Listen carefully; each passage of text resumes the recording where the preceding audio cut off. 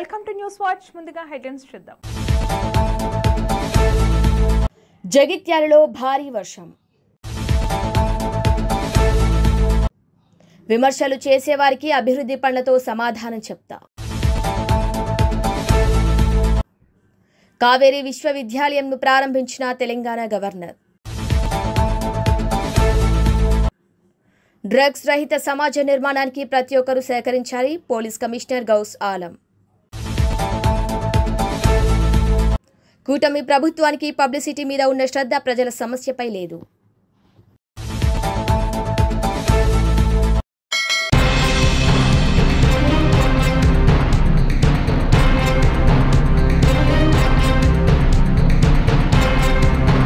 Drugs రహిత సమాజ నిర్మాణానికి ప్రతి ఒక్కరూ తమ వంతు సహకారాన్ని అందించాలని కరీంనగర్ పోలీస్ కమిషనర్ గౌస్ ఆలం అన్నారు. నషాముక్త్ భారత్ అభియాన్ కార్యక్రమంలో భాగంగా మహిళలు, పిల్లలు, వికలాంగులు, వయోవృద్ధుల శాఖ ఆధ్వర్యంలో శుక్రవారం కరీంనగర్లో భారీ అవగాహన ర్యాలీ నిర్వహించారు. కళాశాల, పాఠశాల విద్యార్థులు, స్వయం సహాయక సంఘాల సభ్యులు పెద్ద సంఖ్యలో పాల్గొని ఈ ర్యాలీ కలెక్టరేట్ నుండి తెలంగాణ చౌక్ మీదుగా పోలీస్ పరేడ్ గ్రౌండ్ వరకు కొనసాగింది. పోలీస్ కమిషనర్ గౌస్ ఆలం, సురా chairman Komatireddy Narender Reddy, municipal commissioner Praful Desai ఈ ర్యాలీలో పాల్గొని డ్రగ్స్ నిర్మూలనకు కృషి చేస్తామని ప్రతిజ్ఞ చేశారు.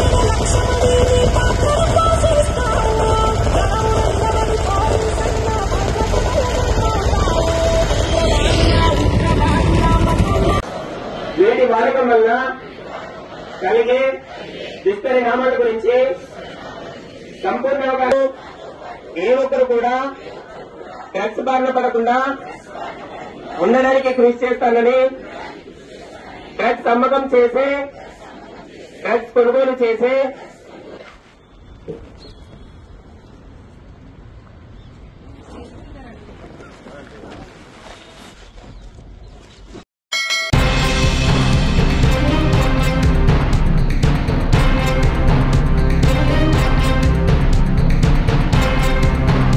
కర్నూలులో బస్సు ప్రమాదం జరగడం బాధాకరమని రాష్ట్ర హోంశాఖ మంత్రి అనిత అన్నారు. కర్నూలు వ్యాస్ ఆడిటోరియంలో మంత్రులు అనిత, రాంప్రసాద్ రెడ్డి మీడియా సమావేశం నిర్వహించారు. 39 మంది ప్రయాణిస్తున్న బస్సు అగ్నికి ఆహుతయిందని తెలిపారు. 17 మంది పెద్దవారు, 2 చిన్నవారు చనిపోయారన్నారు. ఇక మృతుల్లో ఒక గుర్తు తెలియని వ్యక్తి ఉన్నారు. మృతదేహాలు గుర్తుపట్టలేని విధంగా ఉన్నాయన్నారు. చనిపోయిన వ్యక్తుల DNA ఆధారంగా వారి కుటుంబ సభ్యులకు అందజేస్తామన్నారు. ఈ ప్రమాదంపై 16 బృందాలతో అన్ని కోణాల్లో పూర్తి స్థాయిలో దర్యాప్తు చేస్తున్నామని హోంమంత్రి తెలిపారు. రాష్ట్ర రవాణా శాఖ మంత్రి రాంప్రసాద్ రెడ్డి మాట్లాడుతూ రాత్రి సమయంలో ప్రమాదం జరగడంతో ఎక్కువ ప్రాణనష్టం జరిగిందన్నారు. ఇలాంటి ఘటనలు భవిష్యత్తులో జరగకుండా చర్యలు తీసుకుంటామన్నారు. ఆంధ్రప్రదేశ్ రాష్ట్రానికి చెందిన మృతులకు 5 లక్షల రూపాయలు, క్షతగాత్రులకు 2 లక్షల రూపాయల నష్టపరిహారం ప్రకటించారు. ఈ కార్యక్రమంలో డీజీపీ హరీష్ గుప్తా పాల్గొన్నారు.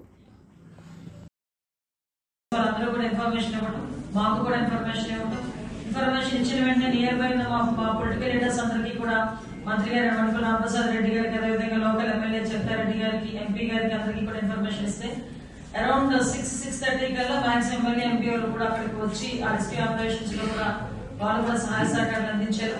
అదేవిధంగా మంత్రి గారు కూడా విత్ ఇన్ 2 hours మనకి 9-10 కల్లా అక్కడికి ఇంచుమించుగా చేరుకొని పరిస్థితి అంతా సమీక్షించడం జరిగింది. ఓవరాల్ గా చూస్తే టోటల్ పాసెంజర్స్ బస్సులో 39 మంది పెద్దవాళ్ళు, 4 చిన్నవాళ్ళు, 2 అన్ఐడెంటిఫైడ్ ఉన్నారు. ఈ అన్ఐడెంటిఫైడ్ కూడా ఏంటంటే ఆర్ఆర్ అని చెప్పి చౌరస్తా దగ్గర 2 కూడా ఎక్కడం జరిగింది. అందులో ఒకరు దిగిపోయారు, ఒకరు ఉన్నారు. సో తర్వాత మనకి సర్వైవర్స్ చూసుకుంటే మాక్సిమం మంటలు చల్లగానే డ్రైవర్, ఎక్స్ట్రా డ్రైవర్ వచ్చి కొంచెం వెనకాతల ఉన్న ఎగ్జిట్ డోర్ ని కొంచెం బలంగా పగలగొట్టడం. తర్వాత వీళ్ళందరూ కూడా కొంచెం చాలా మంది రెస్క్యూ ఆపరేషన్ చేసుకుని వాళ్ళగా కొంతమంది బయటకు కూడా రావడం జరిగింది. అలా చూసుకుంటే 23 మంది అడల్ట్స్, 2 పిల్లలు, 2 డ్రైవర్స్, ఓవరాల్ గా 27 మంది మనము అక్కడ యాక్సిడెంట్ నుంచి తప్పించుకోగలిగారు, సురక్షితంగా బయటపడ్డ వాళ్ళు. అదేవిధంగా ఈ రోజు ఇందులోని ఇంజూర్డ్ పర్సన్స్ లోని సుమారుగా 9 మంది ట్రీట్మెంట్ లో ఉన్నారు. అందులోని అందరూ కూడా స్టేబుల్ గా ఉన్నారు. అందులో 6 ఒక 3 ఫ్రాక్చర్స్ అయినాయి. వాళ్ళందరూ కూడా జీజీహెచ్ హాస్పిటల్లో ఉన్నారు. ఒక 3 ఆకాష్ హాస్పిటల్లో ట్రీట్మెంట్ తీసుకుంటున్నారు. ఓవరాల్ గా చనిపోయిన వాళ్ళలో కూడా మనం చూసుకుంటే 17 మంది పెద్దవాళ్ళు చనిపోయారు, 2 చిన్నపిల్లలు చనిపోయారు. అందులో 6 మనకి ఆంధ్రప్రదేశ్ నుంచి ఉన్న వాళ్ళు. అందులో ఒకరు బాపట్ల దాత్రి ఏజ్ 27 years. నెల్లూరులో ఒక family, Ramesh Anuja parents for children, Shashank and Mamata. Next Konaseema నుంచి శ్రీనివాస్ రెడ్డి 40 years, రావులపాలెం. వీటితో పాటు 6 తెలంగాణ నుంచి, ఒకరు ఒడిశా నుంచి, ఒకరు బీహార్ నుంచి, 2 తమిళనాడు నుంచి, ఇంకొక 2 కర్ణాటక నుంచి. వీళ్ళు కాక ఒకటి అన్ఐడెంటిఫైడ్ బాడీ ఒకటి ఉంది. సో ఇది మొత్తం లిస్ట్ అండి. ఇమీడియట్ గా తెలుసుకున్న వెంటనే మన కేసు కూడా రిజిస్టర్ చేయడం జరిగింది. ఆ రిజిస్టర్ జరిగిన తర్వాత ఎంక్వైరీ చేశారు. డ్రైవర్ కూడా మా కస్టడీలో ఉన్నారు. వాళ్ళు చెప్పిన ప్రాథమిక సమాచారం మేరకు అక్కడి నుంచి కూడా మనం ఎంక్వైరీ జరుగుతుంది, ఇన్వెస్టిగేషన్ జరుగుతుంది. ఈ రోజు ఇందాక మేము అందరం కూడా వచ్చి అక్కడ స్పాట్ కూడా చూడటం జరిగింది.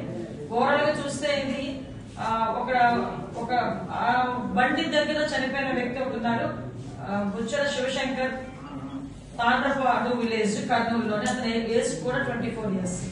సో ఇది కాక మనం చూసుకుంటారంటే ఒకసారి ఓవరాల్ గా వీటన్నిటినీ కూడా మాక్సిమం, ఎందుకంటే బాడీస్ అన్ని కూడా పూర్తిగా కాలిపోయి, అంటే మనం గుర్తుపడడానికి కూడా వీలు లేకుండా ఉన్న పొజిషన్ లో ఉన్నాయి. చాలా ప్యాథటిక్ సిచ్యువేషన్, చాలా పానిక్ సిచ్యువేషన్. ఆ సిచ్యువేషన్ నిజంగా అటువంటి సిచ్యువేషన్ నుంచి ఆ 27 మంది బయటపడడం అనేది నిజంగా చాలా అదృష్టం అనుకోవాలి. ఒక పక్క దురదృష్టం, ఒక పక్క అదృష్టం. ఇమీడియట్ గా వాళ్ళ బాడీస్ ని కూడా మనం ఐడెంటిఫై చేయాలి. కాబట్టి మన ఫోరెన్సిక్ సంబంధించి సుమారుగా 16 టీంలు వేయడం జరిగిందండి. అందులో ఎస్పెషల్లీ 10 టీంలు కేవలం డిఎన్ఏ టెస్ట్ చేయడానికి 10 టీంలు ఏర్పాటు చేయడం జరిగింది. మిగతా 4 teams physical and blast analysis చేయడానికి 4 టీంలు ఏర్పాటు చేయడం జరిగింది. ఆ బ్లాస్ట్ ఎలా జరిగింది, దానికి కాజ్ ఏంటి, ఇవన్నీ కూడా వాళ్ళు తీసుకుంటారు. 2 టీమ్స్ ని కెమికల్ అనాలిసిస్ కి 2 టీమ్స్ ని ఏర్పాటు చేయడం జరిగింది. ఎందుకంటే ఇది ప్రాపర్ వేలో జరగాలి. ఎందుకంటే ఇది ఒక యాక్సిడెంట్. ఇన్సూరెన్స్ సంబంధించిన తర్వాత విషయాలు కూడా ఎక్కడ ఎవరికి ఇబ్బంది కలగకూడదు. ఏ ఫ్యామిలీకి సంబంధించిన వ్యక్తి డెడ్ బాడీ ఆ ఫ్యామిలీకి చేరాలి, వాళ్ళు దహన సంస్కారాలు చేసుకుంటారు. కాబట్టి డిఎన్ఏ శాంపిల్స్ తీసుకుని వాళ్ళతో మ్యాచ్ చేసి వీటన్నిటికీ కూడా కొంచెం టైం పడుతుంది. But as well as possible forensic department అంతా చాలా అలర్ట్ గా ఉంది, పోలీస్ డిపార్ట్మెంట్ అంతా చాలా అలర్ట్ గా ఉంది. యాజ్ వెల్ యాజ్ పాసిబుల్ వాళ్ళకు కూడా హ్యాండ్ ఓవర్ చేస్తాము. నిజంగా ఇటువంటి సంఘటనలు పునరావృతం కాకుండా చూసుకోవాల్సిన బాధ్యత కూడా మనందరి మీద కూడా ఉంది. దీనికి వాళ్ళ కుటుంబాలకి ప్రగాఢ సానుభూతి తెలియజేసుకుంటూ చనిపోయేటప్పుడు మార్నింగ్ టైం జరిగితే తీవ్రత వేరే విధంగా ఉంటుంది, డీప్ స్లీప్ లో జరిగితే వేరే విధంగా ఉంటుంది. ఇప్పుడు లేట్ నైట్ 3 గంటలు అన్నప్పటికీ ఇప్పుడు సర్వైవ్ అయ్యే అందరినీ మీరు చూసారు, చిన్న ప్రాబ్లమ్స్ అంతా బయటకు వచ్చేసారు. మిగిలిన వాళ్ళు ఎవరైతే చనిపోయారో ఇంకా బ్లడ్ మిస్టేక్ జరిగినట్టు పెద్దగా అంతా ఊండేడు మాంసం ముద్దలు అయిపోయారు. కాబట్టి ఇంకొకటి ఏంటంటే ట్రాన్స్పోర్ట్ లో మా central government mark guide lines పరంగా బాడీ బిల్డింగ్ ఎలా ఉంటుంది, బస్ ఇన్ఫ్రాస్ట్రక్చర్ ఎలా ఉండాలి, సీటింగ్ ఎట్లుండాలి అనేది యూనివర్సల్ లా పరంగానే ఆ విధంగానే బాడీ బిల్డింగ్ కూడా జరుగుతుంది. ముఖ్యంగా మీరు అన్నట్టు డిపార్ట్మెంటల్ ల్యాబ్స్ అనుకుంటే ఇంకా రోజు ఇలాగే జరుగుతూ ఉంటాయి. డిపార్ట్మెంటల్ ఏదో ఒకరో ఇద్దరు చేసిన తప్పులకు అందరూ కారకులు కాదండి. దీని విషయానికి వస్తే ఇలాంటి ఇన్సిడెంట్ లాస్ట్ 2 months బ్యాక్ ఒక ఏపీఎస్ఆర్టీసీ టౌన్ సర్వీస్ బస్సు ఏదైతే వైజాగ్ సిటీలో ఉందో అది మార్నింగ్ జరిగిన టైం వచ్చి 8:30 జరిగింది. ఆ టైంలో 110 మంది బస్సులో ఉంటే 60 నిమిషాల్లోనే ఎవాక్యుయేట్ చేశాం. ఎందుకంటే అది మార్నింగ్ టైమ్స్ ఒక ఆటో అతను చెప్పడంతో బస్సు ఆపేసాం. దానికి విండోస్ ఓపెన్ ఉంటాయి, డ్యూయల్ డోర్ ఉంటాయి, దాంట్లో వచ్చేస్తాం. బట్ ఈ స్లీపర్ కోచ్లు అనేటివి నైట్ టైం ట్రావెల్ చేసేవి డిజైన్ ఫర్ పడుకొని ప్రయాణించేదానికి ఉంటాయి. ప్లస్ దీంట్లో కూడా ఏంటంటే ఫ్లేమబుల్ మెటీరియల్ ఎక్కువగా ఉంటుంది, బెడ్షీట్ ఉంటాయి, కుషనింగ్ ఉంటుంది, పిల్లోస్ ఉంటాయి. దీనివల్ల ఎక్కువ శాతం బర్నింగ్ అయింది కాబట్టి దీనివల్ల ఇంత నష్టం జరిగిందండి. ప్లస్ ఇంకోటి ఏంటంటే ఇప్పుడు మన సౌత్ ఇండియన్ ఎవరైతే ట్రాన్స్పోర్ట్ మినిస్టర్స్ ఉన్నారో వాళ్ళతో ఆల్మోస్ట్ తెలంగాణ కర్ణాటక వాళ్ళతో మార్నింగ్ కూడా మాట్లాడడం జరిగింది. రోడ్ సేఫ్టీలో ఇది థర్డ్ ఇష్యూ, ఇక్కడ ఈ అగ్నికి సంబంధించి ఇదే హైవే మీద థర్డ్ ఇన్సిడెంట్ కాబట్టి దీని మీద తప్పకుండా ఒక కొత్త గైడ్ లైన్స్ అనేది తీసుకొని వచ్చి మేము సెంట్రల్ వాళ్ళతో కూడా మాట్లాడి ఇలాంటి ప్రమాదాలు అరికట్టడానికి చర్యలు తీసుకుంటాం. ఇప్పుడు మీరు అందరూ ఒకటి గ్రహించాలండి, ఇన్సిడెంట్ జరిగింది ఆంధ్రప్రదేశ్ భూభాగం మీద.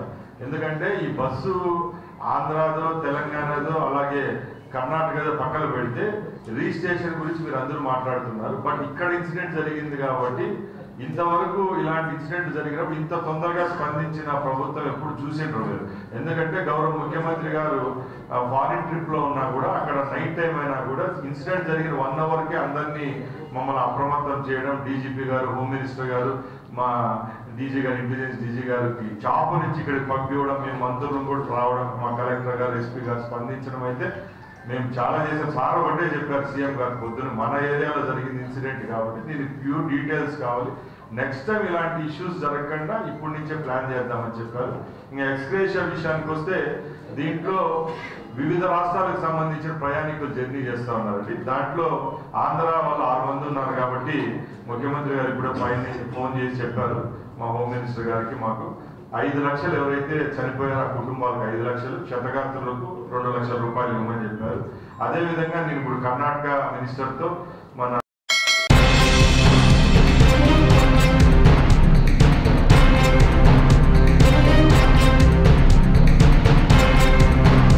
జగిత్యాలలో భారీ వర్షం కురిసింది. అరగంటకు పైగా వర్షం కురియటంతో రోడ్లపై వరద పారింది. అయితే వరి కోతలు కోసే సమయంలో ఈ కురుస్తున్న వర్షానికి రైతులకు కాస్త ఇబ్బందిగా మారింది. వరి కోతలు కోసి కళ్ళాల్లో పోసిన ధాన్యం తడిచిపోయింది. ఈ వర్షంలో పొలాల్లో నీరు చేరి వరి కోతలు ఆలస్యమయ్యే అవకాశం ఉందని రైతులు ఆవేదన వ్యక్తం చేస్తున్నారు.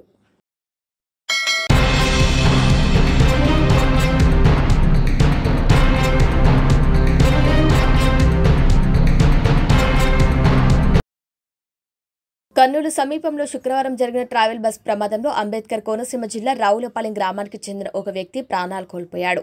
రావులపాలెంలోని ఆదిలక్ష్మీనగర్ 5వ వీధికి చెందిన కొవ్వూరు శ్రీనివాస్ రెడ్డి జీవనోపాధి కోసం బెంగళూరులో క్రెయిన్ ఆపరేటర్గా పనిచేస్తున్నాడు.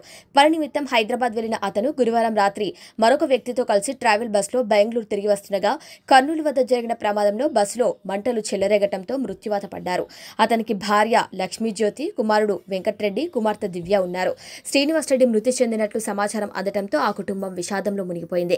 దీపావళికి ఇంటికి వచ్చి కుటుంబ సభ్యులతో ఆనందంగా గడిపి వెళ్లిన శ్రీనివాస్ రెడ్డి ప్రమాదంలో మృతి చెందడంతో వారంతా కన్నీరు మున్నీరుగా విలపిస్తున్నారు. ఆయన గారి పేరు శ్రీనివాస్ రెడ్డి అండి, నా పేరు లక్ష్మీజ్యోతి అండి. ఇలాగ బెంగళూరు హైదరాబాద్ వెళ్ళేది బస్సు బెంగళూరు వెళ్తుండగా యాక్సిడెంట్ అయింది. ఏ సమాచారం ఇంకా మాకు ఆయన అందలేదండి. నాకైతే బాబు పాపనండి. మాకు రాత్రి 10 గంటలకు ఫోన్ చేశారండి. తర్వాత నేను ఫోన్ చేస్తే టీచర్ ఫోన్ వచ్చిందండి. ఆ తర్వాత నాకు సమాచారం ఇంకా అందలేదండి. క్రెయిన్ ఆపరేటర్ అండి బెంగళూరు.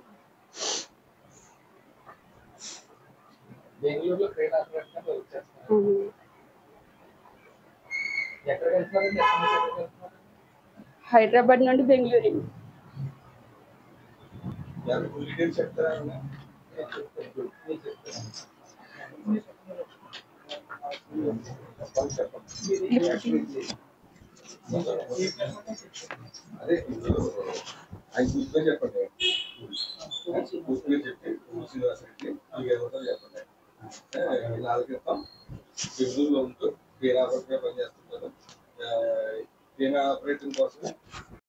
నా పేరు కరిపల్లారెడ్డి. నేను బాబాయ్ని అవుతాను. కొవ్వూరు శ్రీనివాస్ రెడ్డి అన్న అబ్బాయి అవుతాడు. మొన్న పండక్కి దీపావళికి వచ్చి భార్య పిల్లలతోటి ఎంతో ఆనందంగా గడిపి హైదరాబాద్కి వెళ్ళి హైదరాబాద్లో నేను డ్యూటీ చేసుకుని మళ్ళీ బెంగళూరుకి కారులో వెళ్తుంటే ట్రావెల్స్లో వెళ్తుంటే తెల్లారగట్ల 3:30కి ప్రమాదం జరిగింది.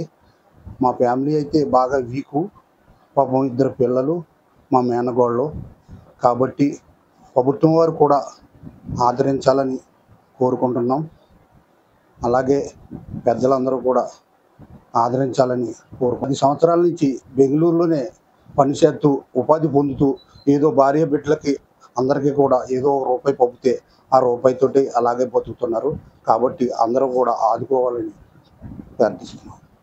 లక్ష్మి అండి, బెంగళూరు బయలుదేరుతుండగా యాక్సిడెంట్ అయిందన్న అబ్బాయి మా తమ్ముడండి. మా తమ్ముడు రాత్రి 10 గంటలకు ఫోన్ చేశాడండి. అక్కడ బెంగళూరు బయలుదేరుతున్నాను అక్క అని మాట్లాడుకున్నాము. మాట్లాడుకుని ఫోన్ పెట్టేస్తామండి. తెల్లారి 5 గంటలకు నాకు ఫోన్ వచ్చిందండి. ఇలాగా బస్సు ప్రమాదానికి గురయ్యింది, ఇంకా పూర్తి వివరాలు చెప్పలేము అని ఫోన్ పెట్టేశారండి. ఇప్పుడు వచ్చి మాకు అసలు ఏమి సమాచారం లేదు, ఏమి తెలియలేదు, ఏమయ్యాడో ఏంటో మాకు ఏం తెలియలేదు. మా తమ్ముడు అయితే క్రేన్ ఆపరేటర్ గా వర్క్ చేస్తున్నాడండి.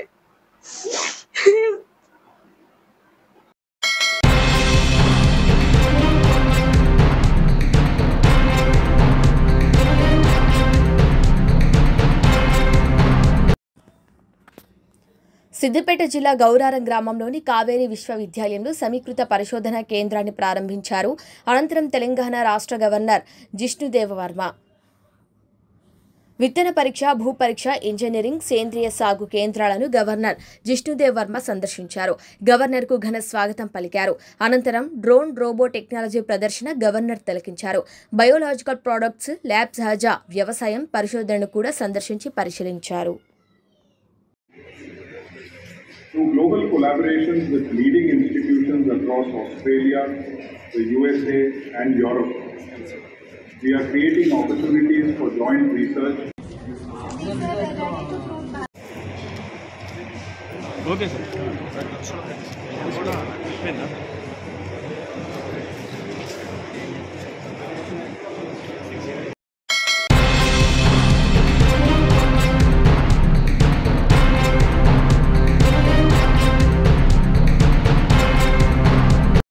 జగిత్యాల రూరల్ మండలం తక్కలపల్లి గ్రామంలో ఎస్సీ సబ్ప్లాన్ నిధులు 12,60,000తో అభివృద్ధి పనులకు భూమి పూజ చేసి, గుల్లపేట గ్రామంలో ఎస్సీ సబ్ప్లాన్ నిధులు 22,20,000తో సీసీ రోడ్ల, డ్రైనేజీ అభివృద్ధి పనులకు భూమి పూజ చేసి అంబేద్కర్ విగ్రహానికి పూలమాలలు వేసి నివాళులు అర్పించారు. జగిత్యాల శాసనసభ్యులు సంజయ్ కుమార్. ఇక ఎమ్మెల్యే సంజయ్ కుమార్ మాట్లాడుతూ, జగిత్యాల తక్కలపల్లి రోడ్డులో అతిపెద్ద సమస్య అనంతారం బ్రిడ్జి నిర్మాణం విషయంలో నిధుల మంజూరుకు కృషి చేస్తానని, కేంద్ర ప్రభుత్వం ఎంపీ దృష్టికి ఈ విషయాన్ని తీసుకెళ్లడం జరిగింది. జగిత్యాల తిప్పన్నపేట్ 4 వరుసల రహదారి మంజూరు చేయడం జరిగింది. విమర్శలు చేసేవారికి అభివృద్ధి పనులతో సమాధానం చెప్తా. తక్కలపల్లి నూతన బస్టాండ్ నిర్మాణం విషయం దృష్టికి వచ్చిందని, పరిష్కారానికి చొరవ చూపుతా అన్నారు. తెలంగాణ రాష్ట్ర ప్రభుత్వం గ్రామాల అభివృద్ధికి మౌలిక సదుపాయాల కల్పన కోసం అనునిత్యం కృషి చేస్తుందని అన్నారు. जब रूम बने घास भी लगा माशाल्लाह, इधर की रौनक बदल गई. अब कब्रिस्तान भी दिख रहा, क्योंकि वो लोग को आने के लिए भी वो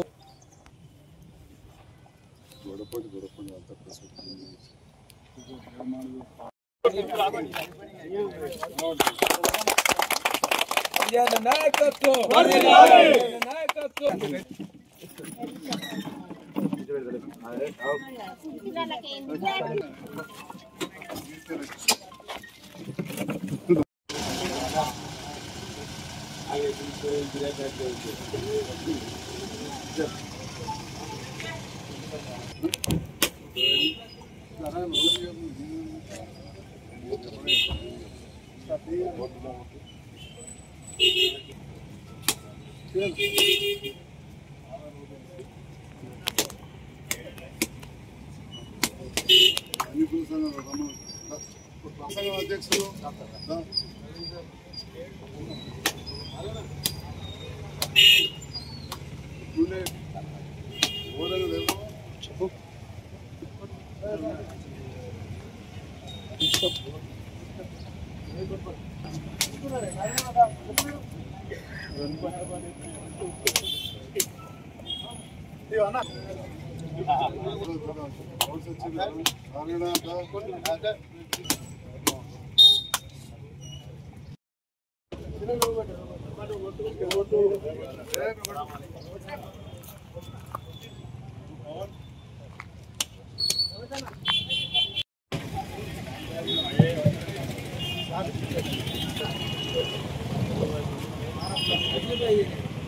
ఎఫ్సి గ్రాంట్స్ నుంచి మరి డబుల్ బెడ్రూమ్ దగ్గర అన్ని కులాల వారు వేరు. హిందువులు దాదాపు ఒక 3000 కుటుంబాలు పోతాయి. ఎక్కడ చరిత్రలు ఎక్కడ లేవు తెలంగాణలో. ఒక 1000 కుటుంబాలు మన ముస్లింలు వెళ్తాయి. అదేవిధంగా కొంతమంది క్రైస్తవులు కావచ్చు ఉంటాయి కాబట్టి అక్కడ కూడా గ్రేవ్ యార్డ్ల విషయంలో నిధులు ఖచ్చితంగా మంజూరు చేస్తాం. గౌరవ ముఖ్యమంత్రి రేవంత్ రెడ్డి గారు మొన్ననే 50 కోట్ల రూపాయలు మంజూరు చేసిందని చెప్పి తెలియవచ్చింది. తప్పకుండా అతి త్వరలోనే ఆ పనులన్నీ కూడా ప్రారంభమయ్యే విధంగా చర్యలు తీసుకుంటాం. అందుకని చాలాసార్లు చెప్తుంటా, అది ఇది మాటలు అంటుంటే ప్రెస్ మీట్ పెట్టమంటారు మా సోదరు. ప్రెస్ మీట్లు ఎందుకు పనితోటి జవాబు చెప్తాం? ఊకే ఈ పనులే జవాబు మాట్లాడేటోళ్ళకు, పనులే జవాబు. అది చూస్తా ఉన్నారు. ఇవాళ 50 లక్షలు, నిన్నో 50 లక్షలు, మొన్న 50 లక్షలు, ఇట్లా కోట్ల రూపాయలు.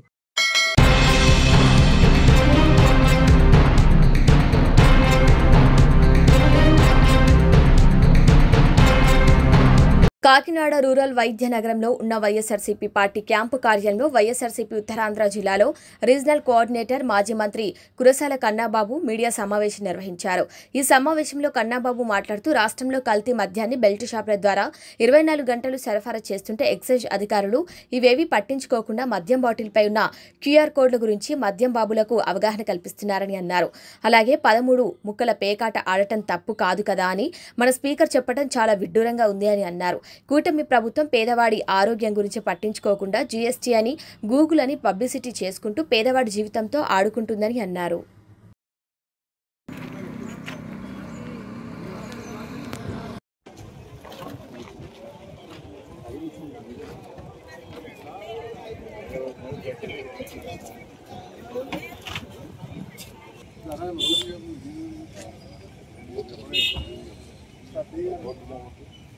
ఇక్కడ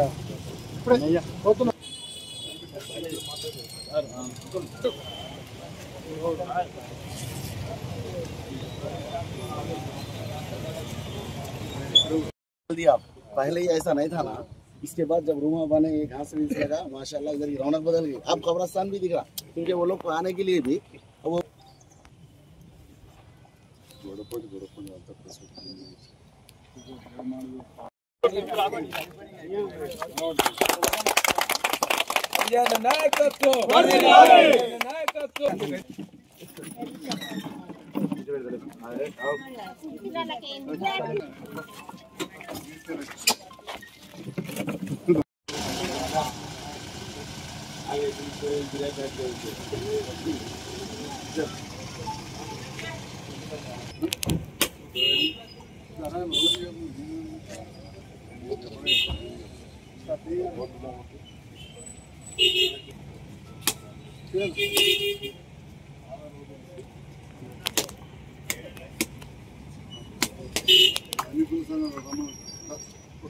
అధ్యక్షులు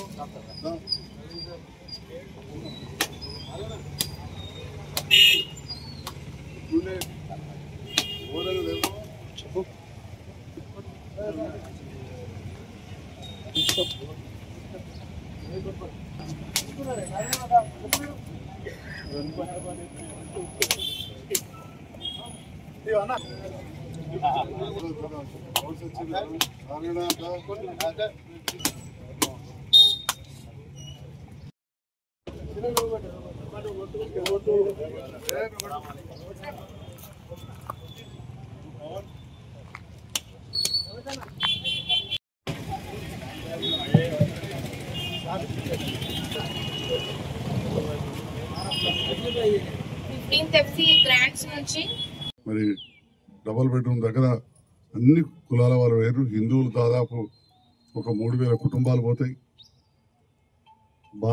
ఎక్కడ చరిత్రలు ఎక్కడ లేవు తెలంగాణలో. ఒక 1000 కుటుంబాలు మన ముస్లింలు వెళ్తాయి. అదేవిధంగా కొంతమంది క్రైస్తవులు కావచ్చు ఉంటాయి కాబట్టి అక్కడ కూడా గ్రేవ్ యార్డ్ల విషయంలో నిధులు ఖచ్చితంగా మంజూరు చేస్తాం. గౌరవ ముఖ్యమంత్రి రేవంత్ రెడ్డి గారు మొన్ననే 50 కోట్ల రూపాయలు మంజూరు చేసిందని చెప్పి తెలియవచ్చింది. తప్పకుండా అతి త్వరలోనే ఆ పనులన్నీ కూడా ప్రారంభమయ్యే విధంగా చర్యలు తీసుకుంటాం. అందుకని చాలాసార్లు చెప్తుంటా, అది ఇది మాటలు అంటుంటే ప్రెస్ మీట్ పెట్టమంటారు మా సోదరు. ప్రెస్ మీట్లు ఎందుకు, పనితోటి జవాబు చెప్తాం ఊకే. ఈ పనులే జవాబు మాట్లాడేటోళ్ళకు, పనులే జవాబు. అది చూస్తా ఉన్నాను. ఇవాళ 50 లక్షలు, ఎన్నో 50 లక్షలు, మొన్న 50 లక్షలు, ఇట్లా కోట్ల రూపాయలు మొత్తం కలిపితే ఈ టర్మ్ అయిపోయే వరకు 150 కోట్ల పనులు అయితే చేయించాలి. ఎస్, ధైర్యంగా చెప్తా ఉన్నా, సంతోషంగా చెప్తా ఉన్నా.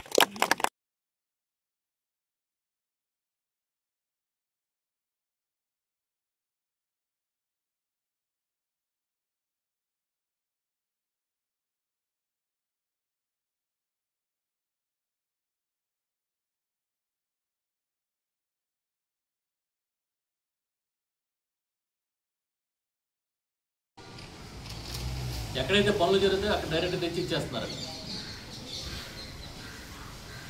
మళ్ళీ మీరు ఎన్ఫోర్స్మెంట్ అంటారు, వంకాయ అంటారు, బోలని కబుర్లు చెప్తారు. ఒక పక్క విచ్చలవిడిగా నకిలీ మద్యం, విచ్చలవిడిగా కల్తీ మద్యం, ఇంకో పక్కన అసలు ఏమీ లేనప్పుడే ఈ రాష్ట్రంలో ఏదో గంజాయి అమ్మకాలు జరుగుతున్నాయని, ప్రభుత్వంలో పెద్దలందరూ అమ్మిస్తున్నారని పచ్చి అబద్ధాలు ప్రచారం చేసేవారు. కానీ స్వయంగా వాళ్ళ తిరువూరు ఎమ్మెల్యే గారు, తెలుగుదేశం పార్టీకి చెందిన తిరువూరు ఎమ్మెల్యే గారు, విజయవాడ ఎంపీ గారి మీద, ఎంపీ కేసినేని చిన్ని గారి మీద మాట్లాడిన వీడియోలు చూస్తున్నాం సోషల్ మీడియాలో. చిన్ని గారి ప్రోద్బలంతో వారి అనుచరులే గంజాయి వ్యాపారం చేస్తున్నారు, గంజాయి అమ్మిస్తున్నారని చెప్పి ఆయనే మాట్లాడిన వీడియోలు సోషల్ మీడియాలో చూస్తున్నాం. అంటే నకిలీ మద్యం, కల్తీ మద్యం ప్రభుత్వం అక్కడక్కడ దొరికిన తర్వాత బట్టబయలు అయిపోయింది రహస్యం. నెక్స్ట్ వచ్చి గంజాయి ఎవరు చెప్పారు? వాళ్ళ తెలుగుదేశం పార్టీ ప్రజాప్రతినిధులు, ప్రజలతో ఎన్నుకున్న ప్రతినిధులు. ఇంకా ఆయనే మీడియాతో చెప్పాడు. రెండు ఏంటంటే, ఒకటి మద్యం, నకిలీ కల్తీ మద్యం, రెండు గాంజాయి. మూడవది డిప్యూటీ సీఎం శ్రీ పవన్ కళ్యాణ్ గారు, ఆయన డీజీపీ గారికి ఒక లెటరు నివేదిక కోరుతున్నట్టుగా వారి కార్యాలయం విడుదల చేసిన ఒక ప్రకటన. పేకాట శిబిరాల నిర్వహణ మీద ఉప ముఖ్యమంత్రి కార్యాలయానికి ఫిర్యాదులు వస్తున్నాయి. వీటి మీద నివేదిక కోరారు. డిప్యూటీ సీఎం గారు పోలీసు ఉన్నతాధికారులని నివేదిక కోరారు అని ఇచ్చిన నోట్లో కూడా చాలా క్లియర్గా చెప్పారు. జూదం ఆడడం, ఆడించడం, ఇవన్నీ కూడా ప్రోత్సహించడం, గ్యాంబ్లింగ్ యాక్ట్ ప్రకారం 1974 యాక్ట్ ప్రకారం శిక్షార్హులు, ఆడడం, ఆడించడం, అదేవిధంగా ప్రోత్సహించడం కూడా అని చెబుతూ ఆయన ఇచ్చిన నోట్లో, ఆ కార్యాలయం ఇచ్చిన నోట్లో, కొందరు పెద్దలు పేకాట కేంద్రాలు నిర్వహిస్తూ నెలవారీ మామూళ్లను అధికారులకు అందజేస్తున్నారనే ఆరోపణలు అధికంగా ఉన్నాయి. ఈ నేపథ్యంలో దీని మీద నిజానిజాలు తెలుసుకునేందుకు పోలీసు అధికారులకు దీనిపైన ఉన్న సమాచారం తెలుసుకునేందుకు ఉప ముఖ్యమంత్రి వర్యులు శ్రీ పవన్ కళ్యాణ్ గారు దీని మీద ఆరా తీశారు. పోలీసు అధికారుల దృష్టికి వచ్చిన వివరాలు, తీసుకున్న చర్యలు నివేదిక రూపంలో అందజేయాలని ఆదేశించారు అని స్వయంగా ఒక డిప్యూటీ సీఎం గారు ఈ జూదం మీద, ఈ రాష్ట్రంలో జూద శిబిరాల నిర్వహణ మీద ఆందోళన చెందుతూ పోలీసు ఉన్నతాధికారులను నివేదిక కోరారు అని అంటే ఎంత సీరియస్గా ప్రాబ్లం ఉందని. అంటే ఎక్కడ పడితే అక్కడ జూద గృహాలు, జూదశాలలు, జూద శిబిరాలు నడుస్తున్నాయని ఆయన ఫిర్యాదులు వచ్చినాయి అంటే పరిస్థితులు ఎలా ఉన్నాయని. ఇది మూడోది. డిప్యూటీ సీఎం గారేమో నాకు ఫిర్యాదులు వచ్చినాయి, ప్యాకెట్లు ఆడుతున్నట్టుగా అంటూ భీమవరం డిఎస్పీ పరిధిలో ఇలాంటి ఎక్కువ వస్తున్నాయని చెప్పి దీని మీద ఎస్పీ గారికి కూడా కంప్లైంట్ చేశారు.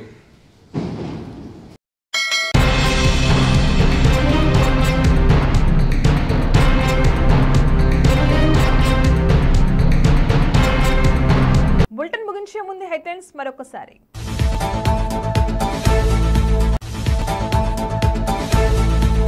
జగిత్యాలలో భారీ వర్షం.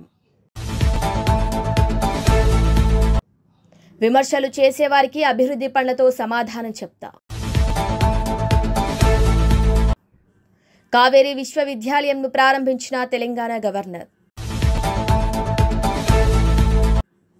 డ్రగ్స్ రహిత సమాజ నిర్మాణానికి ప్రతి ఒక్కరూ సహకరించాలి పోలీస్ కమిషనర్ గౌస్ ఆలం.